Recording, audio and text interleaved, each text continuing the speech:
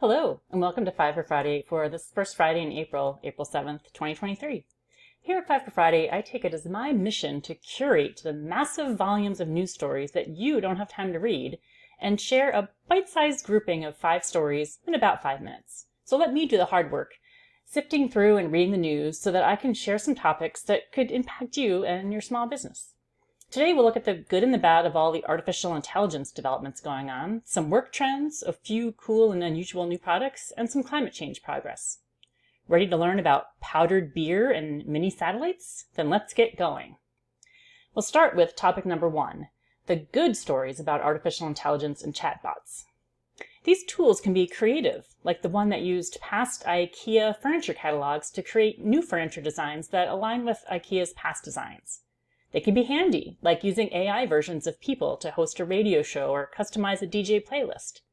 They can be life-saving, helping Mayo Clinic improve the process of organ transplantation with data and advice. And super handy, like the new AI contract review software that can explain legal contracts to you in plain English. Even more uses in the paid newsletter, but you get the gist, right? Lots of great potential. Which leads us to story number 2. With great power comes great responsibility.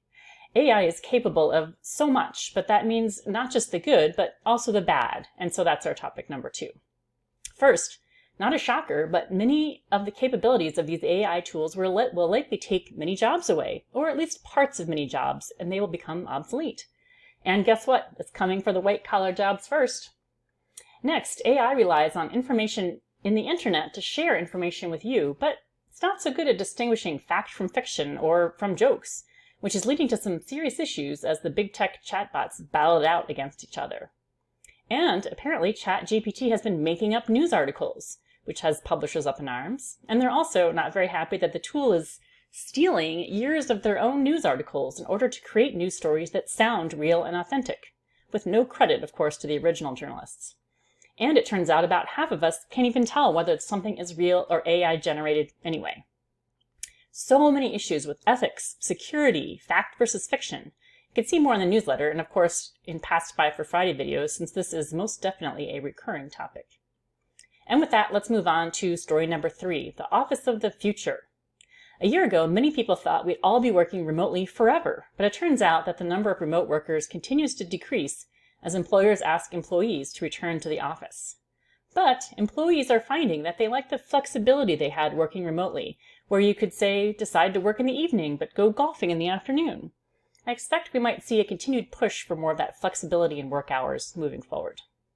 In other trends, even though the minimum wage isn't yet $15 an hour, there aren't nearly as many companies paying less than that anymore.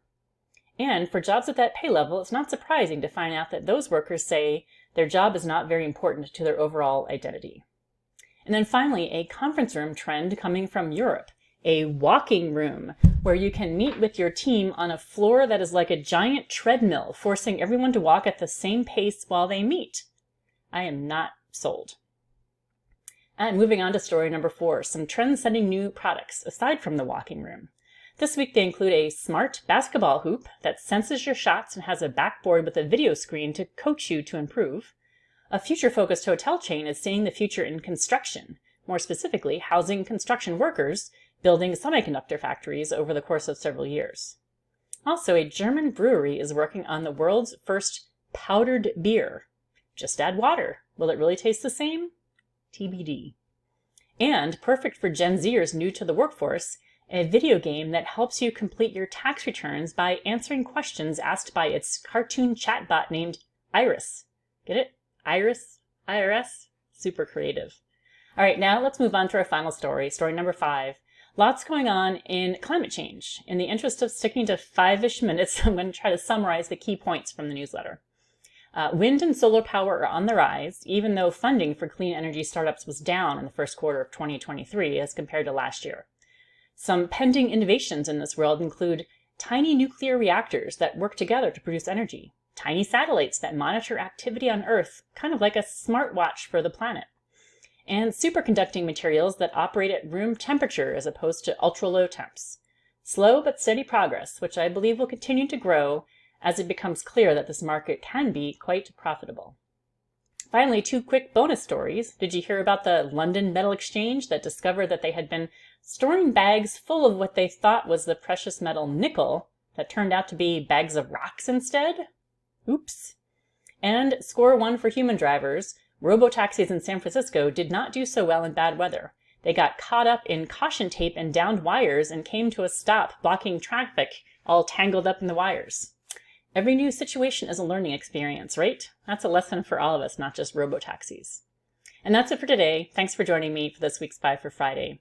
If you're curious about the newsletter, which always has more details and individual stories in the video, check out my website to request a free copy before you pay to subscribe.